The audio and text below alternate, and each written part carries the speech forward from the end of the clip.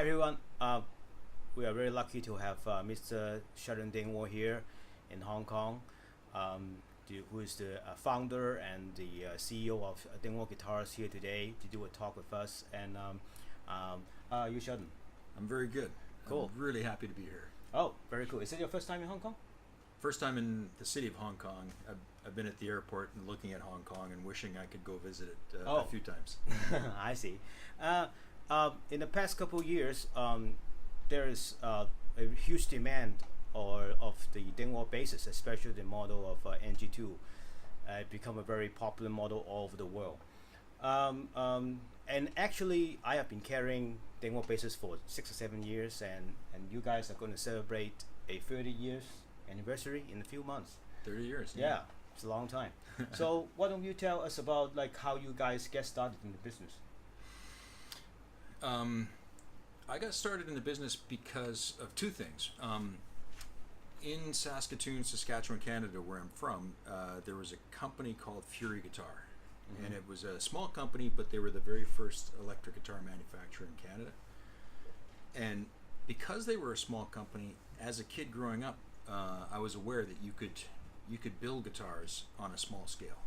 You didn't have to be Fender or Gibson or Taylor or Martin or somebody huge like that. You could do it as a small one-man shop. So that was an incredibly important thing to understand early on without even being aware of it, that I could just, okay, I want to build guitars, I'm going to learn how to do it, I'll set up a shop.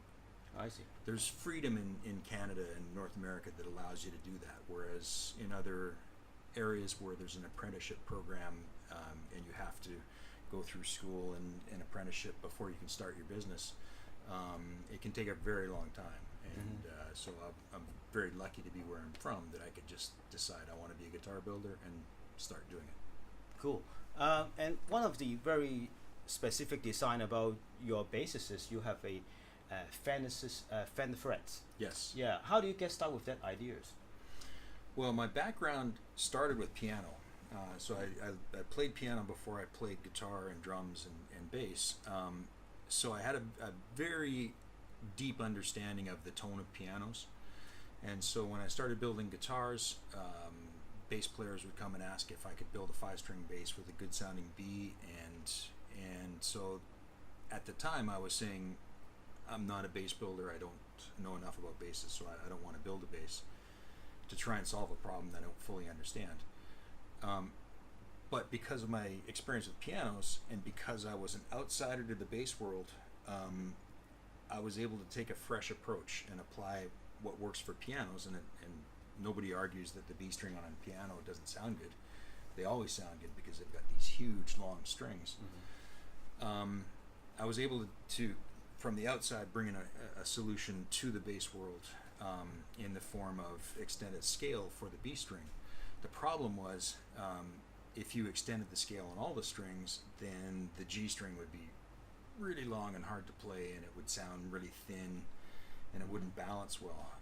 So that's where the solution stopped dead in its tracks. Mm-hmm. And then in 1992, I was at a luthiers convention, and I met Ralph Novak, and I was exposed to the fan fret system, and I told Ralph, I said, Ralph, this is a perfect solution for bass guitars, and I'd love to build bass guitars using your system. And Ralph was a good guy, and we got along really well. And Ralph said, well, I tell you what, I want to focus on guitars, so if you want to do basses, you do basses, I'll do guitars. We shook hands, and that was it. I see. And so it was the fan frets were patented by Ralph, and we paid him a licensing fee for up until 1998 when the patent ran out. Mm-hmm. And we're still good friends today. Wow. Was it hard for you to first come up with that design to push it to a lot of basses all around the world to try that concept? Yes and no. One of my business mentors told me early on when I was asking about marketing, he said, don't worry about marketing. If you're doing something that's worthwhile doing, the world will come to you. And so when I was building guitars, sales were relatively easy. but when I built the first fan fret bass, all of a sudden you could tell there was an interest that people were curious about it. So I would have singers coming to visit my shop. I'd have drummers coming to visit the shop, guitar players. So word traveled very fast, and initially, because it was so unique, it gathered a lot of interest. But eventually, what happened was Lenny Kravitz, Black Crowes, Chrysler PT Cruisers, the world went retro just all of a sudden. and new instruments weren't cool anymore. The only thing that was cool about instruments were old Fenders and old Gibsons. Vintage. Yeah, everybody wanted vintage. And so we just got going, and then all of a sudden the world changed on us. And it became very hard to get people to play our instruments. The only people who would play them were engineers and computer geeks. And so our customers became people that we have a NASA engineer that is a customer. Paul Allen, who co-founded Microsoft Computers. Really? He owns one. So people like that who didn't care about cool, they understand the concept. They were our customers for the longest time. I see. And you have a very popular model, NG2. Yes. Can you tell us the story? How they came together, this model? Yeah. So we started having basses built in China, and the first bass was called the combustion model. For some reason, we use fire in a lot of our names: afterburner, combustion. Don't ask. And we actually lost a shop to fire. It wasn't our fault, but just bad luck. But the combustion, we started manufacturing in 2009, and it was very successful for our company, and it opened up interest to a whole new group of players. Whereas before, our Canadian-made instruments are quite expensive because guitars are labor intensive, and Canada is an expensive place to manufacture, and we use a lot of high technology and very skilled people to build the instruments.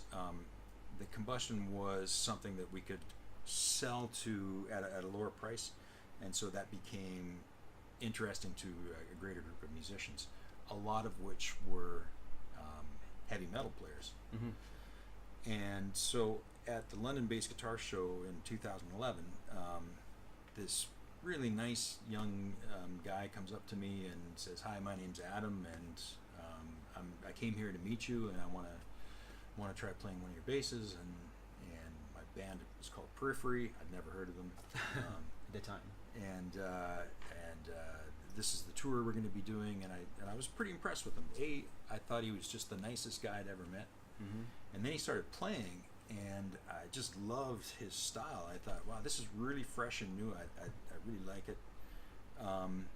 And his tour schedule was like, okay, this is a guy to be taken serious. So I agreed to endorse him, and so he bought 2 combustions from us, and then he had us change the tuning to alternate tunings, which we'd never done before, using Kalium strings. And all of a sudden we started hearing back from people who saw him on tour, and they were going, how is he getting these great bass tones? And so it eventually just grew to the point where it was time to go, Adam, why don't we take your favorite features from your combustion, from your Afterburner 3X, and combine them into a signature model. And he was 100% behind it. And he brought in Dark Glass to design the electronics. And so we came up with a concept sitting at a supper table in Disneyland. Disneyland. Yeah, and we met for breakfast with the Dark Glass team and Adam, and we ran ideas past each other, and eventually came up with the concept of, with the help of Mark Stickley, with the concept of bass, low mid, high mid, and no treble.